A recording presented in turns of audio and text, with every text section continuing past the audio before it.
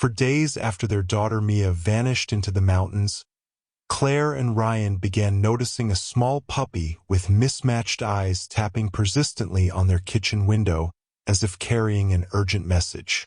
It wasn't barking. It was waiting. The puppy held their gaze with unnatural intensity, then padded toward the tree line, pausing every few steps to look back as if begging them to follow. Desperate for answers, they decided to follow it. The puppy led them on a 90-minute trek deep into the wilderness to an uncharted valley they'd never seen before. They thought they were chasing a last fragile hope to find their daughter. But what they found wasn't just a clue about their daughter. They were about to uncover a legacy that had been hidden for 3 generations. Before we find out what happens to Mia, hit that subscribe button right now. My fiancé thinks we can't hit 1K subscribers this week. Let's prove her wrong. Drop your location in the comments. I want to see where you're watching from when this story gives you chills. The morning fog clung to the slopes of the Blue Ridge Mountains, wrapping around the Holloway family's cabin like a shroud. Claire Holloway stared blankly at her untouched breakfast, the fork trembling in her hand, a tremor that had become constant these past 4 days. Across from her, Ryan clutched his phone with white knuckles, the dark circles under his eyes matching her own. The search coordinator called, Ryan said quietly, his voice hoarse from shouting Mia's name through the wilderness until his throat was raw. They're scaling back operations tomorrow. Claire's hands stilled. At 35, she'd thought she understood fear. The anxiety of starting over in a small mountain town where everyone knew her grandmother's backwoods healer reputation. The panic when Mia had gotten lost at the state fair at age 3. The dread when Ryan's construction company nearly went under 2 years ago. But nothing compared to this hollow, consuming anguish of not knowing where their 6-year-old daughter was. They can't give up, she whispered. She's out there. I feel it. For days ago, Mia had been playing in their backyard, which bordered the vast wilderness of the Appalachian National Forest. Claire had been inside for just 15 minutes. 15 minutes to fold a load of laundry she now wished she'd ignored.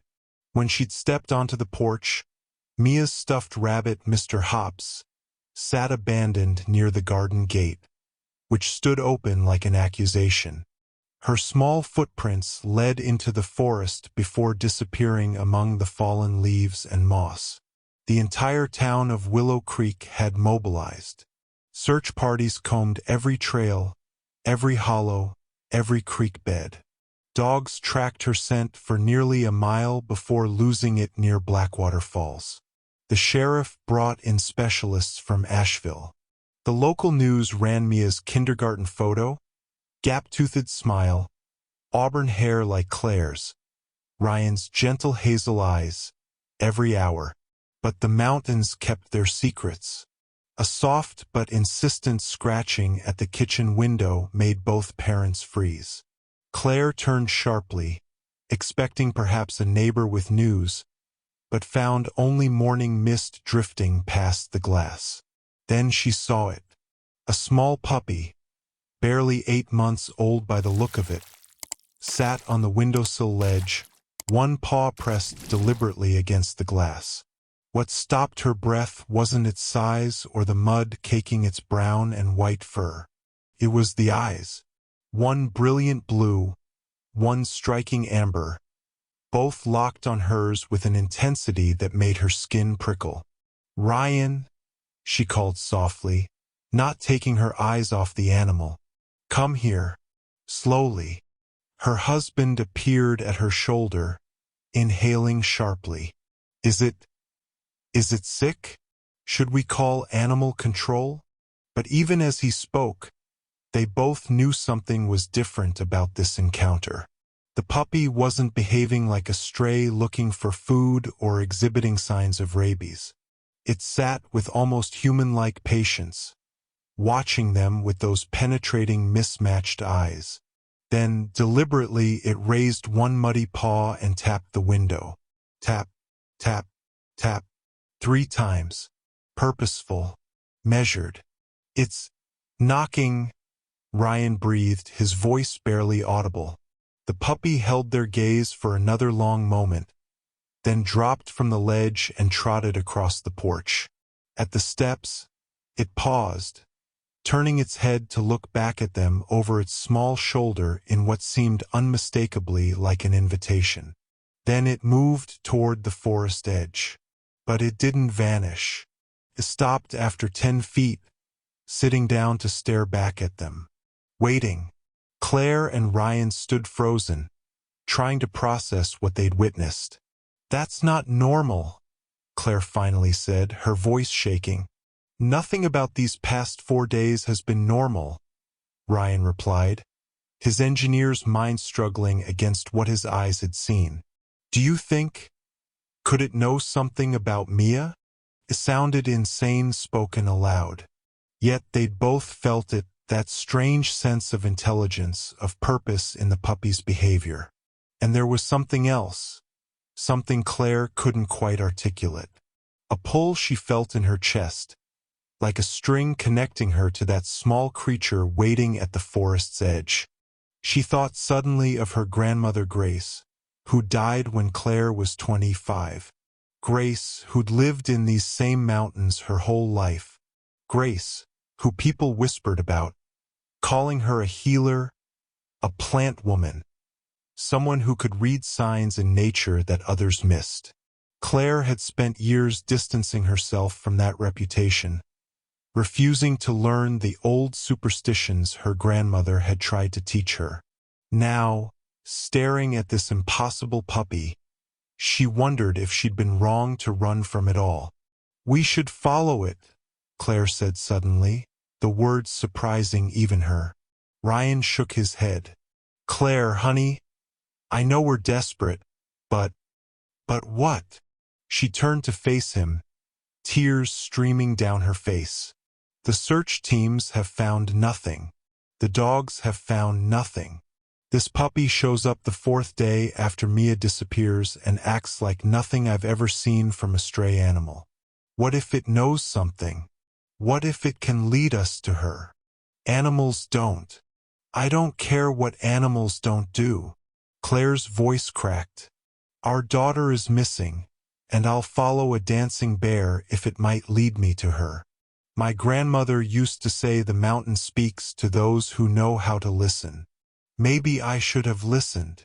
Ryan studied his wife's face, the desperate determination, the raw hope battling against despair. He couldn't let her go alone, no matter how impossible this seemed. "If it runs or acts aggressive," he said, already reaching for his jacket, "we come straight back." Claire nodded, grabbing her hiking boots from beside the door. "Agreed." They stepped onto the porch together.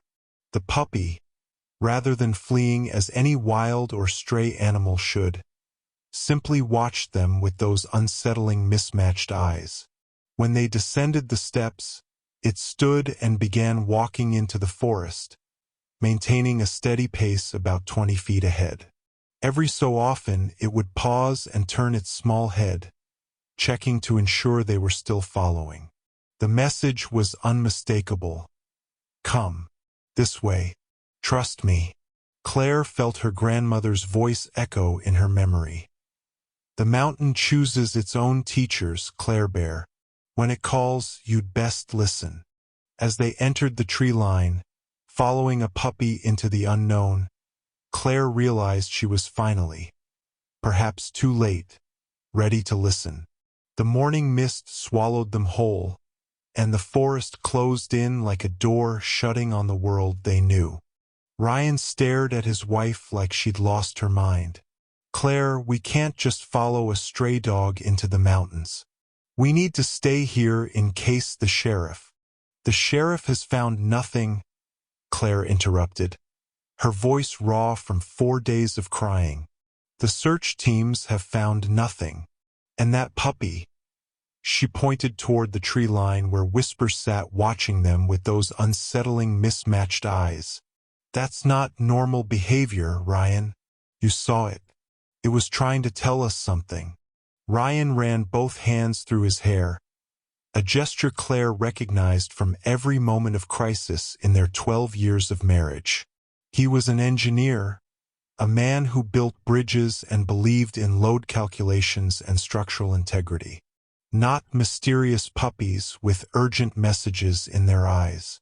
It's probably just a lost dog looking for food, he said, but his voice lacked conviction.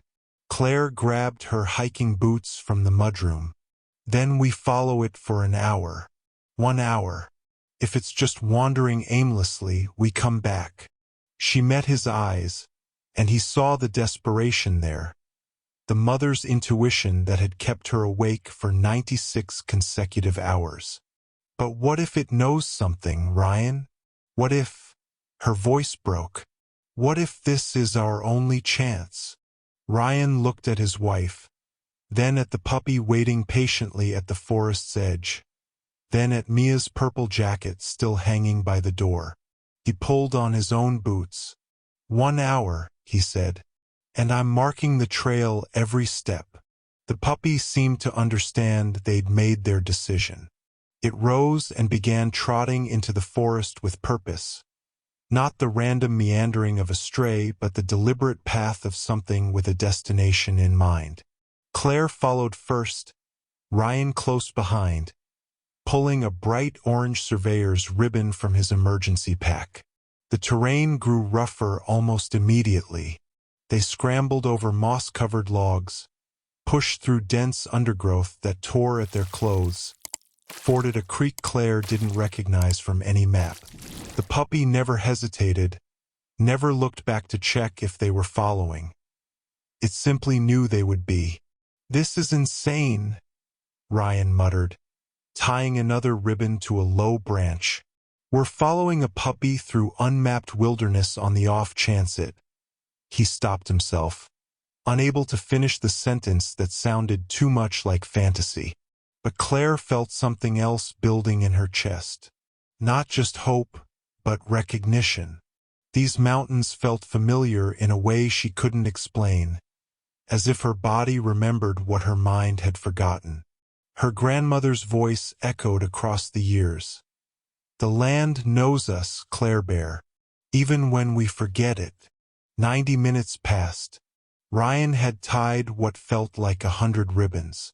His legs burned from the steep climbs, his hands were scratched from thorns, and the rational part of his brain was screaming that they should turn back.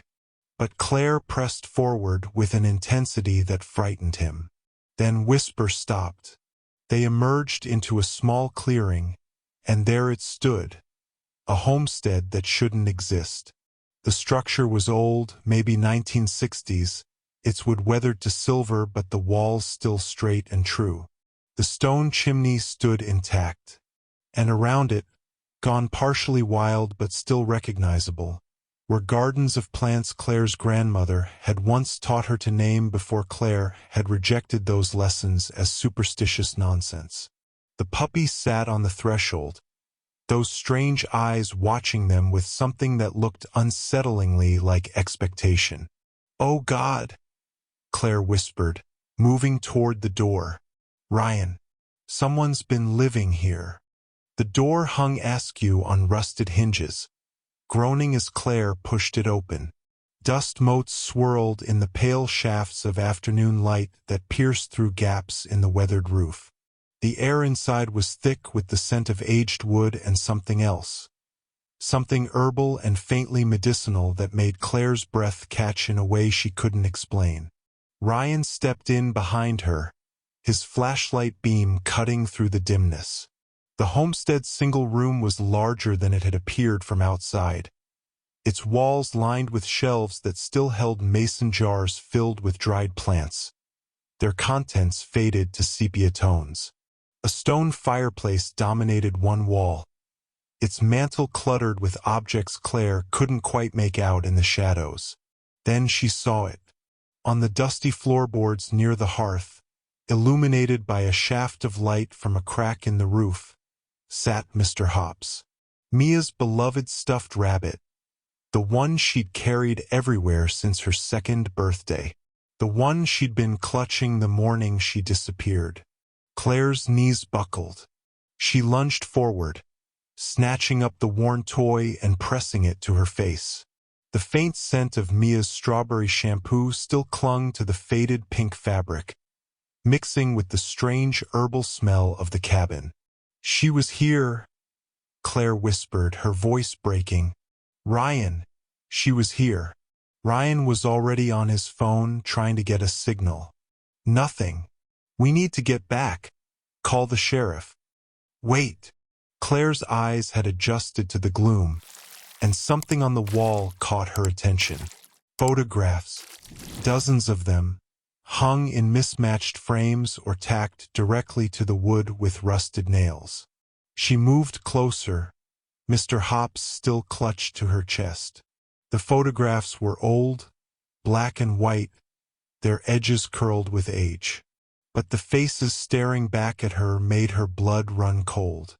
There, in a photograph that must have been taken in the 1960s, stood a woman in a simple dress, her hair pulled back, her hands resting on a mortar and pestle. The woman's angular jaw, her deep-set eyes, even the slight crook in her nose. It was like looking in a mirror aged backward by half a century. "Claire," Ryan said quietly, now standing beside her. Is that your grandmother?" But Claire was already moving to the next photograph. And the next. Women who looked like her family, stretching back through generations. Men with weathered faces and kind eyes.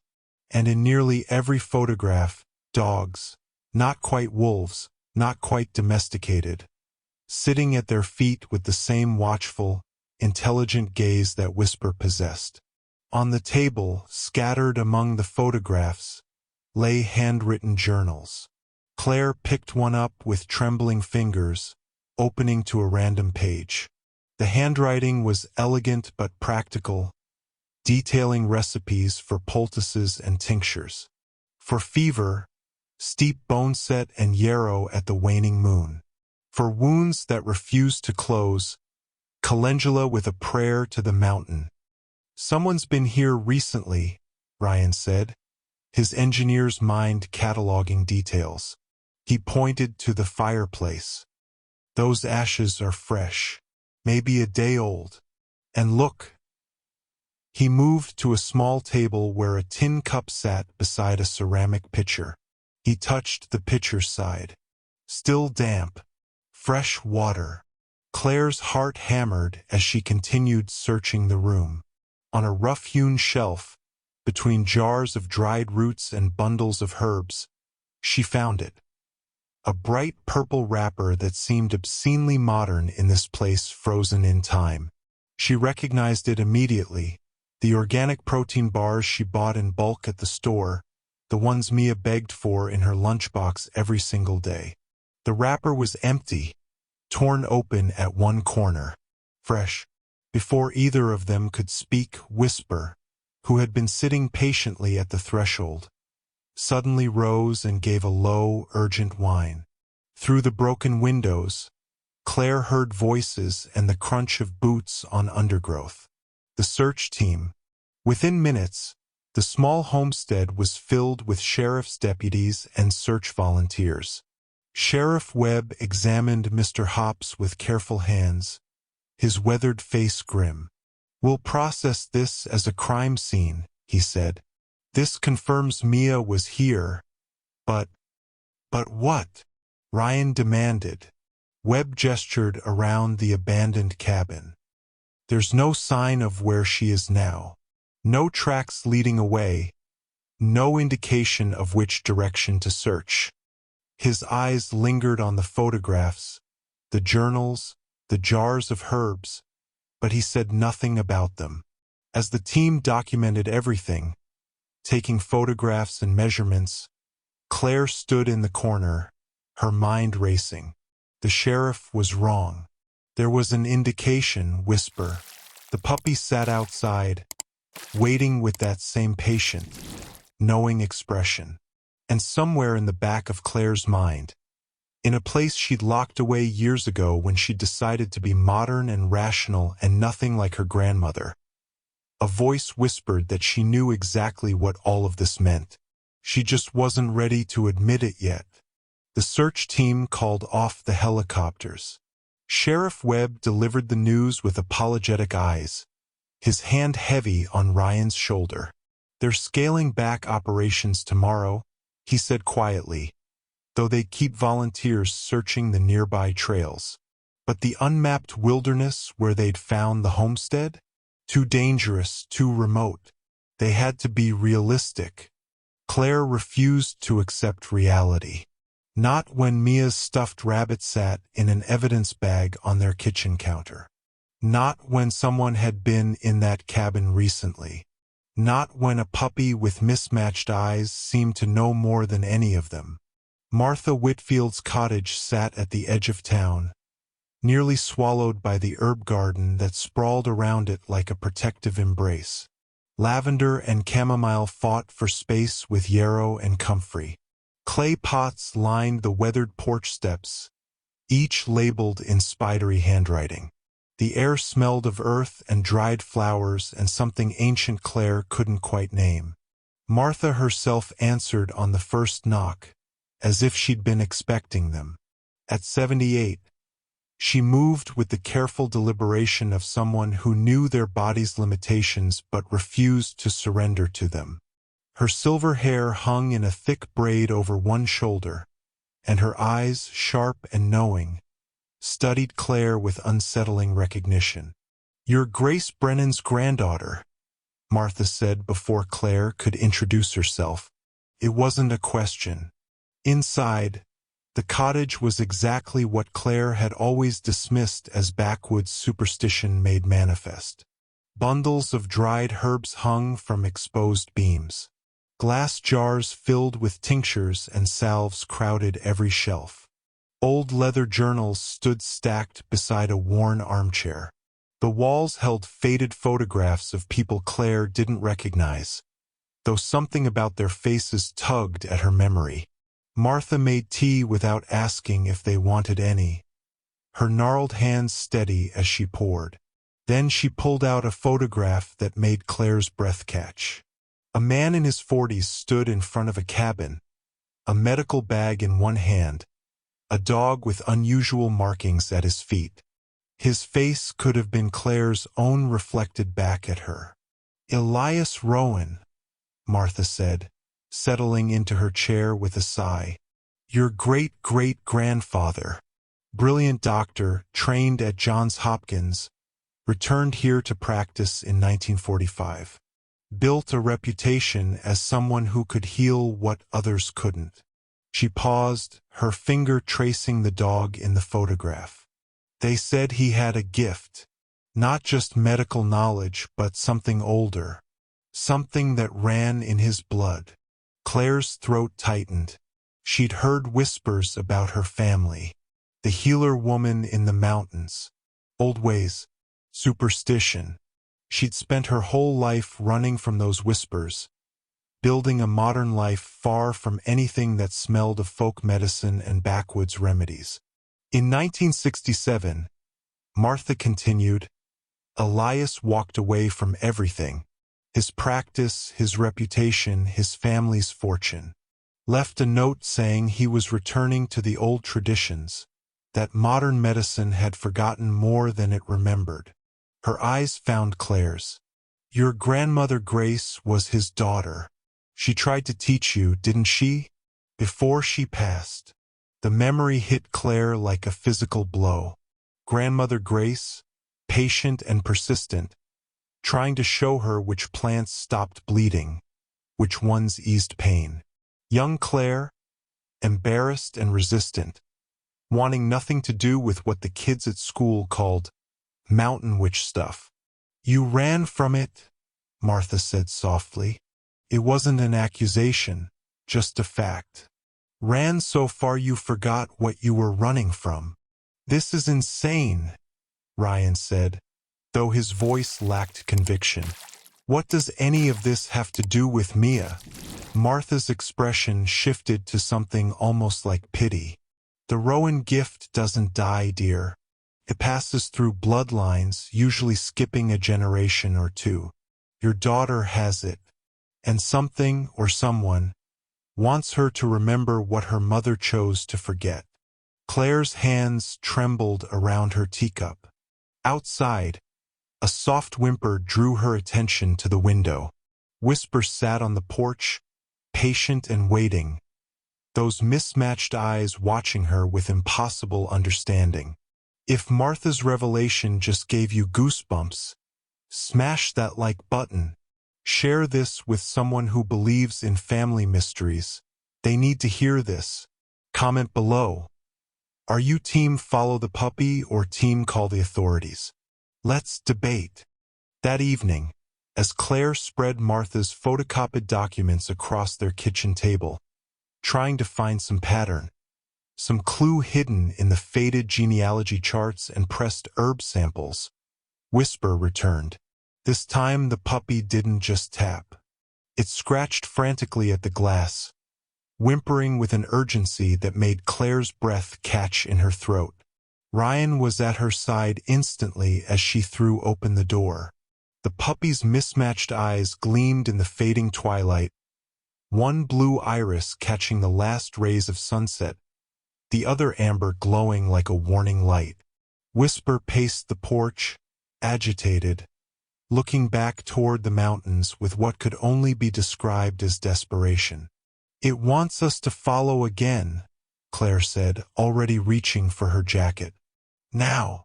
"Claire, it's almost dark." Ryan's voice carried the weight of exhaustion, but his hands were already moving toward his boots. "If we get lost out there." "Mia's been out there for 4 nights. Claire's voice cracked. "For nights, Ryan. If there's any chance." She didn't need to finish. They both understood. This was the edge of madness they'd been teetering on. But what choice did they have? The search helicopters were grounded. The volunteer teams were going home to their own families. The sheriff's official efforts would scale back to nothing by morning. Whisper bolted the moment they stepped off the porch, moving faster than before, setting a pace that had them half-jogging within minutes. This route was different, steeper, cutting through terrain that seemed deliberately untouched by human feet. Ryan marked trees with his emergency tape, but even he knew they were moving too fast, the light failing too quickly. Claire's lungs burned as they climbed. Branches whipped at her face, roots caught at her feet, but Whisper never slowed. The puppy navigated the treacherous path with impossible certainty, occasionally glancing back to ensure they were keeping up, small whimpers urging them faster. The last amber light was bleeding from the sky when the forest suddenly changed. The trees grew impossibly old here, ancient oaks with trunks wide as cars, their gnarled branches forming a protective canopy overhead. The air felt different too, warmer, still, almost sacred in its quietness. Whisper stopped at the edge of a natural rock formation, waiting. Claire pushed through the narrow gap between 2 massive trunks, Ryan close behind her, and both parents froze. Below them, nestled in a hidden valley they'd never known existed, lay a living settlement. 6 weathered cabins arranged in a careful circle around extensive gardens that even in twilight showed signs of meticulous care. Smoke rose from stone chimneys, golden light spilling from windows. Paths connected the structures, and even from this distance, Claire could see the dried herbs hanging from porch beams, the orderly rows of plants she recognized from her grandmother's old photographs. "My God," Ryan breathed. "There are people living out here." Whisper barked once, sharp, commanding, then began descending the hidden trail toward the sanctuary. As they followed, Claire's heart hammered against her ribs. This wasn't just a camp. This was a home. A secret, thriving community that existed completely outside the modern world. And somewhere down there, she prayed with every fiber of her being. Mia. Who's there? A voice called from the shadows between the cabins, firm but not hostile. Claire and Ryan froze as figures emerged from the twilight. 3 at first, then more, materializing like spirits from the garden paths and doorways. They moved with quiet confidence, their clothing a curious blend of modern outdoor gear and handmade garments that seemed woven from the forest itself. The first to step fully into the firelight was a woman in her 50s, her silver-streaked hair pulled back in a thick braid. She had Claire's eyes, that same distinctive amber green that Claire had always thought came from her father's side. The recognition hit like a physical blow. "You're trespassing on sacred ground," the woman said, but her expression softened as she studied Claire's face. "Though perhaps not as much a stranger as you think." "We're looking for our daughter," Ryan said, stepping protectively beside Claire. "Mia Holloway, 6 years old. She's been missing for 4 days." "Holloway?" The woman's gaze sharpened. "But you were born Brennan, weren't you?" "Claire Brennan." Claire's breath caught. "How do you?" "Because," came a weathered voice from the largest cabin. "You have your grandmother Grace's face, child, and her gift, whether you've acknowledged it or not." The door opened fully, and an old man stepped into the firelight. He moved with the careful grace of someone who'd lived 93 years in partnership with the land rather than in opposition to it. His silver hair fell past his shoulders, and his face was deeply lined, but his eyes were sharp and knowing. "Elias," Claire whispered, the name rising from some buried memory of her grandmother's stories. Stories she'd dismissed as mountain superstition. "Your great-great-grandfather," he confirmed, leaning on a carved walking stick. "Though I suspect Grace never told you I was still alive. She respected my choice to remain hidden, even from family who'd turned away from the old ways." The woman with Claire's eyes stepped forward. "I'm Vera Rowan. Your grandmother was my aunt. That makes us cousins, though you never knew I existed." She gestured to the others gathering in the clearing. 8 people in total, ranging from a girl of perhaps 16 to a man near Elias's age. "We're what remains of the Rowan healers, the ones who chose to preserve what the modern world forgot." "Preserve?"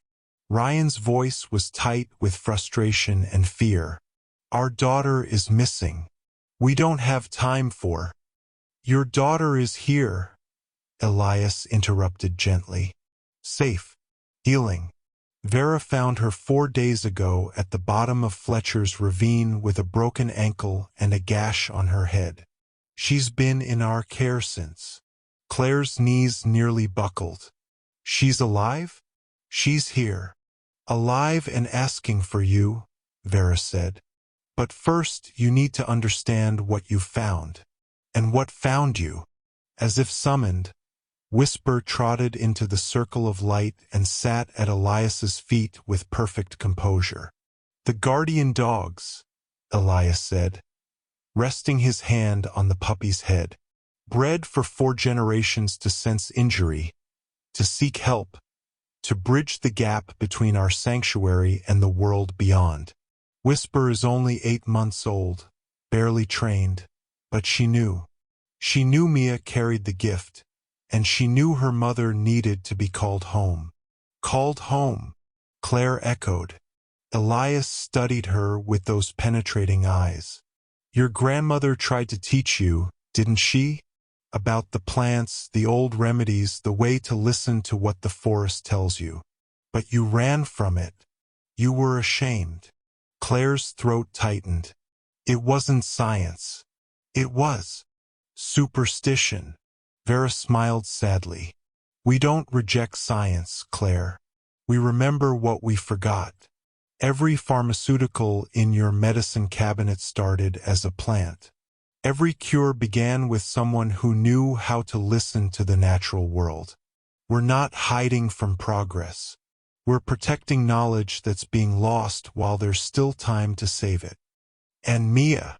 Ryan's voice cracked. Where is she?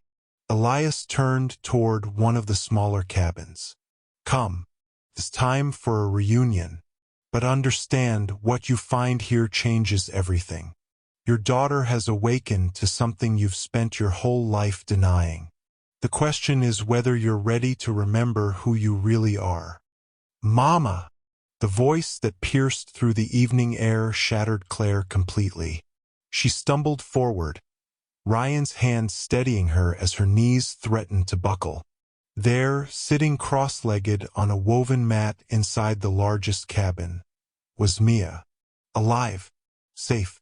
Her left leg was carefully splinted and wrapped in what looked like cloth soaked in some kind of greenish paste, and she was playing cards with two other children. A girl about her age and a boy who couldn't have been older than 12. Claire didn't remember crossing the distance.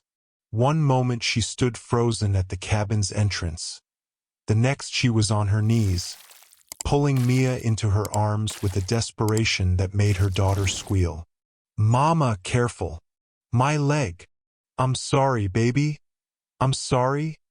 Claire sobbed, loosening her grip but unable to let go entirely. She touched Mia's face, her hair, her shoulders, as if confirming she was real, solid, not a cruel hallucination brought on by days of anguish and sleepless nights.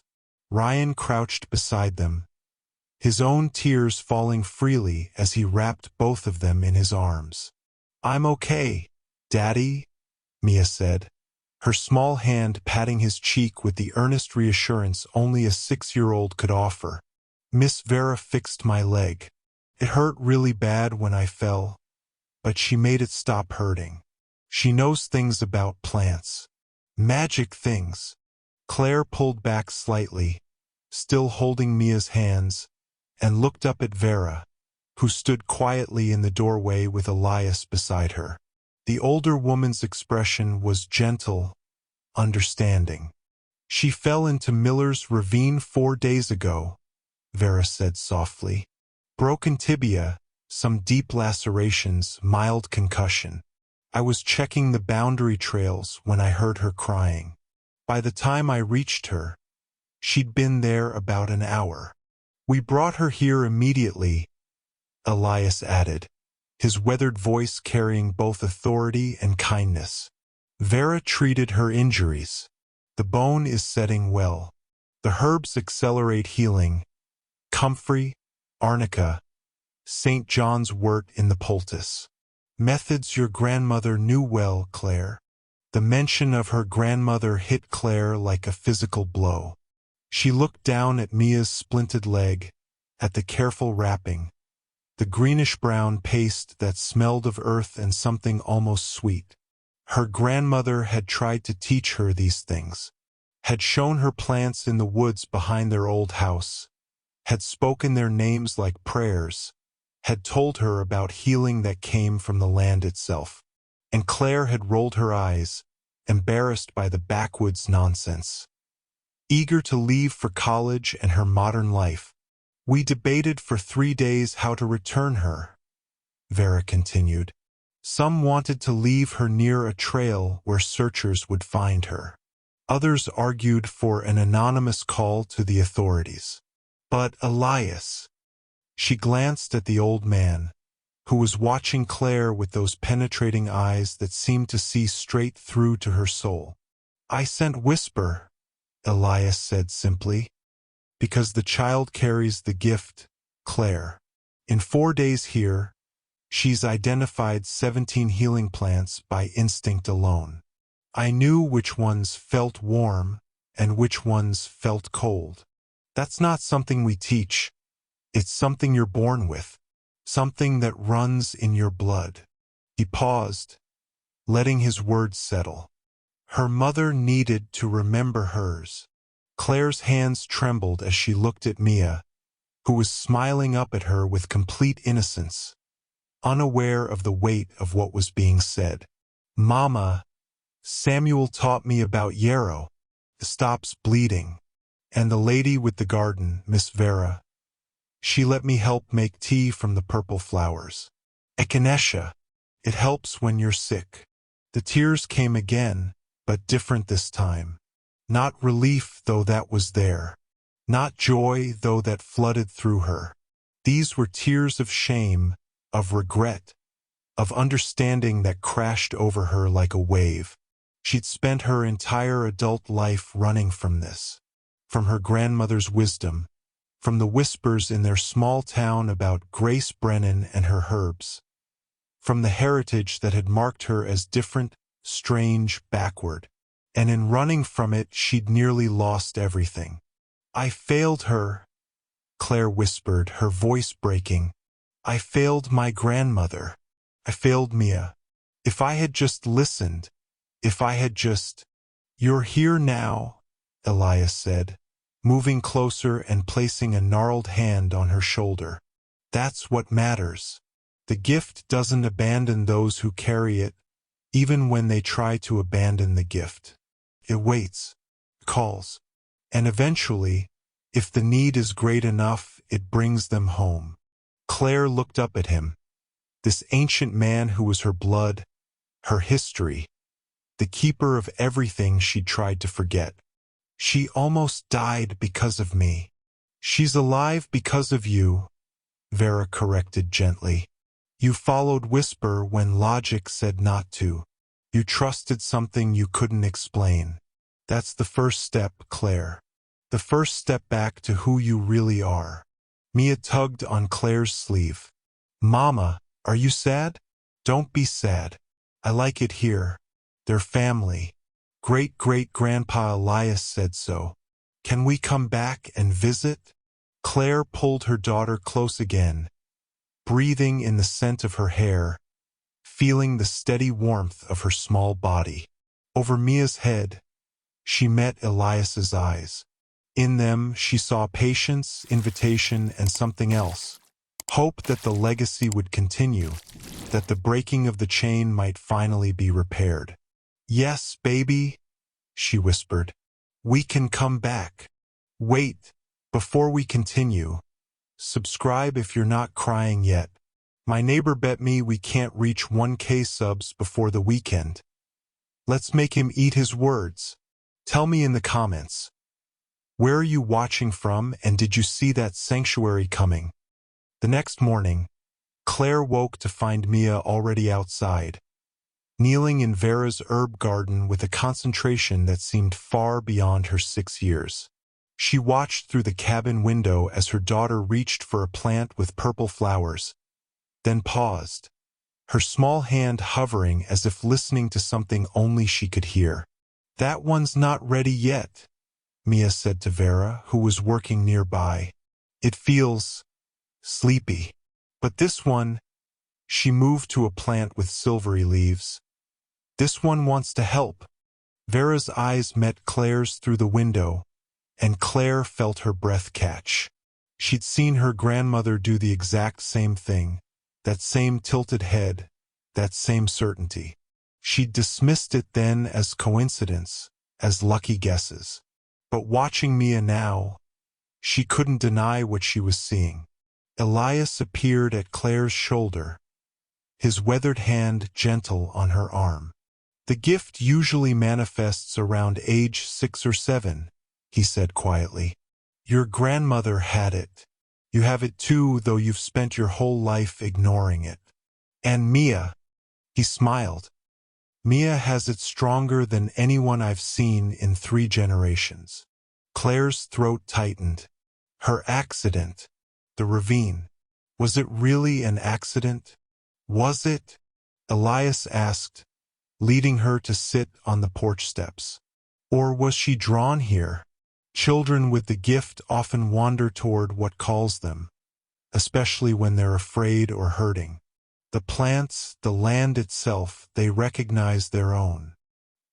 He reached into his jacket and pulled out a leather-bound journal, its cover worn soft with age, pages yellowed but carefully preserved. Claire's hands trembled as she took it. On the inside cover, in familiar handwriting, were the words, "For Claire, when she's ready to remember who she is." "Your grandmother gave this to me 30 years ago," Elias said. "The day you told her you were ashamed of her backwoods nonsense. The day you left for college and never looked back. She asked me to keep it until you were ready." Tears spilled down Claire's cheeks. "I was so cruel to her. I was so ashamed. You were young. You wanted to fit in, to be like everyone else." Elias's voice held no judgment. "But some gifts aren't meant to be hidden, Claire. Some legacies demand to be honored."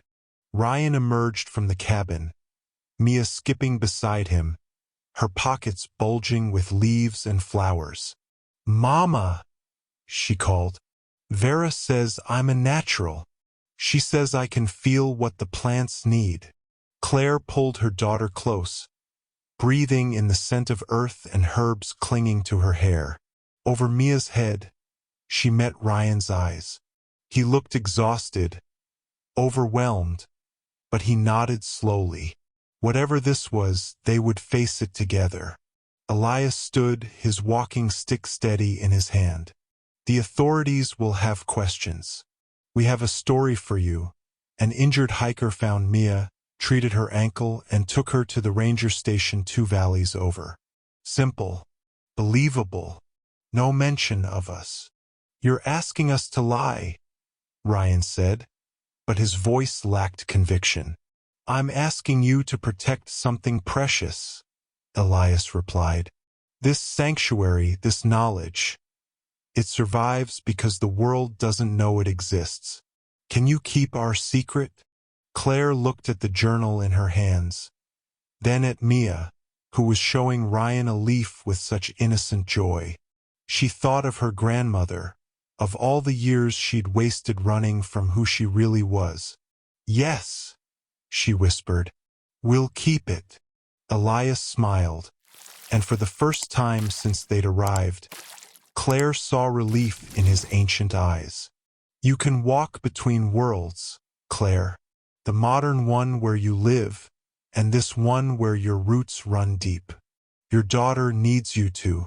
She needs someone who understands both, who can teach her to honor her gift without losing herself." He placed a gnarled hand over hers. "Come back when you're ready to learn. The door is always open to the family." "And Claire," his voice softened, "your grandmother would be so proud of you right now." The journey back felt both endless and too short. Ryan carried Mia on his shoulders despite her protests that her leg felt much better, while Claire walked beside them, one hand resting protectively on her daughter's knee. Whisper patted ahead, occasionally glancing back with those mismatched eyes, one blue, one amber, as if ensuring they were still following. When they reached the edge of their property, where manicured lawn met wild forest, Whisper stopped. The puppy sat perfectly still, watching as they emerged from the tree line into the glow of their porch lights. For a long moment, Claire met that ancient gaze, understanding passing between woman and guardian. Then Whisper turned and melted back into the shadows, leaving only the whisper of leaves in her wake. The chaos descended immediately. Neighbors who'd been keeping vigil on their porch erupted in shouts of relief and disbelief. Within minutes, their yard filled with sheriff's vehicles, their flashing lights painting the night in shades of blue and red. Claire barely registered the questions firing at them from all directions, the hands reaching to touch Mia as if to confirm she was real. Sheriff Webb arrived within the hour, his weathered face a mixture of relief and professional suspicion. He separated Claire and Ryan, questioning them in different rooms of their home while a paramedic examined Mia in the kitchen. Claire recited the agreed-upon story with careful precision. They'd received an anonymous call directing them to an old ranger access road. A hiker had found Mia, treated her injuries, and left her at a trailhead with a note. What hiker? Webb pressed, his pen hovering over his notepad. We need to thank them. Get a statement. We don't know, Claire said, meeting his eyes steadily. The note wasn't signed. They were gone by the time we arrived. Webb's jaw tightened, but he couldn't argue with Mia sitting healthy in the next room, or the expertly splintered ankle that had the paramedics exchanging confused glances. The hospital examination the next morning raised more questions than answers. The doctor studying Mia's x-rays kept shaking his head. The splinting technique is remarkable, almost surgical in precision. And these poultices. He indicated the herbal wrappings that had been carefully removed. I've never seen anything like them, but the anti-inflammatory properties are undeniable. The swelling is minimal for a fracture this severe. Maybe the hiker was a doctor, Ryan offered, his hand finding Claire's beneath the exam table. Maybe, the doctor said, unconvinced. By evening, their phone wouldn't stop ringing. News vans lined their street. Neighbors brought casseroles and whispered theories to each other on the porch. Claire heard fragments through the window. Miracle, mountain folk, those old healing ways. Mrs. Henderson from 3 houses down mentioned Claire's grandmother, Grace, the way people in small towns always remembered the ones who were different. Inside, Mia sat on the couch with Mr. Hops clutched in her arms, answering reporters' softball questions with the innocent confidence of a 6-year-old. The nice lady put plants on my leg. They smelled like Christmas. And there were puppies. So many puppies. The reporters smiled indulgently, writing off her words as a child's confused memory. Sheriff Webb lingered after everyone else had left, standing in their doorway with his hat in his hands. I've been doing this job for 23 years, he said quietly. I know when people are hiding something, but I also know when to be grateful. His eyes moved from Claire to Ryan to Mia, safe on the couch. Your daughter's home. That's what matters. After he left, Claire stood at the window watching the last news van pull away. Life was supposed to return to normal now, but as she caught her reflection in the glass, exhausted, transformed, forever changed, she knew nothing would ever be normal again. In the darkness beyond the porch light, 2 eyes gleamed briefly. One blue, one amber. Then they were gone, leaving only the mountain wind and the weight of secrets carefully kept. 5 weeks had passed since that twilight journey through the mountains, and the Holloway house had settled into a rhythm that looked normal from the outside but felt entirely different within its walls. Claire stood at the kitchen window, watching as Mia knelt in the backyard garden, Whisper sitting attentively beside her. The puppy had simply stayed after they'd returned home, as if the decision had never been in question. Now Mia was carefully examining the leaves of Claire's neglected herb bed, her small fingers hovering over each plant with surprising certainty. This one's a helper, Whisper, Mia said softly, touching the feverfew. Grandma Grace says it takes away headaches. She moved to the next plant and wrinkled her nose. But this one's sleeping. It doesn't want to be picked yet. Claire's throat tightened. Mia had never met Grace. Yet somehow, through bloodline or memory or something Claire was only beginning to understand, her daughter knew things she'd never been taught. Ryan appeared at Claire's shoulder, 2 coffee mugs in hand. She's been out there for an hour, he said quietly, passing her a cup. Yesterday she told me which weeds were actually medicine. I know. And you've been different too. His voice held no judgment, only observation. You stay up late reading that journal. You touch plants when we walk like you're listening to them. You're more here, present, like you finally stopped running from something. Claire turned to meet his eyes. The man who'd once dismissed anything he couldn't measure or prove now looked at her with cautious wonder. I spent so long trying to be someone I wasn't, she admitted. Ashamed of where I came from, what my grandmother was. And all that time, I was just empty. Mia's voice drifted through the open window.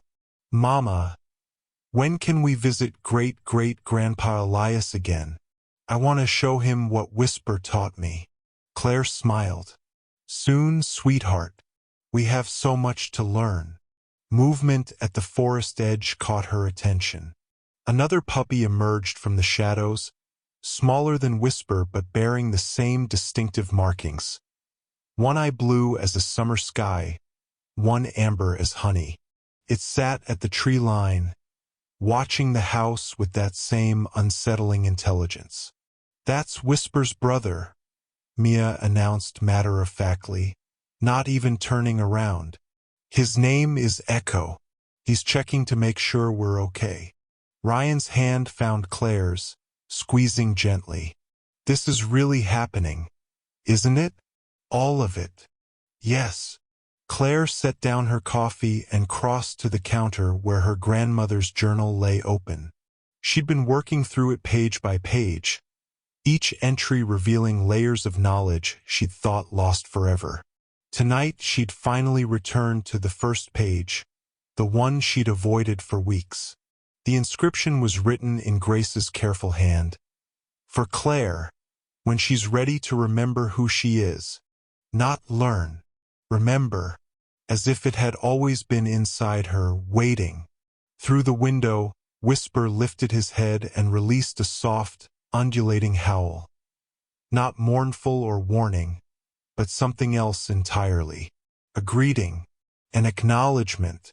Echo answered from the forest edge, and somewhere deeper in the mountains, Claire could have sworn she heard others joining the chorus.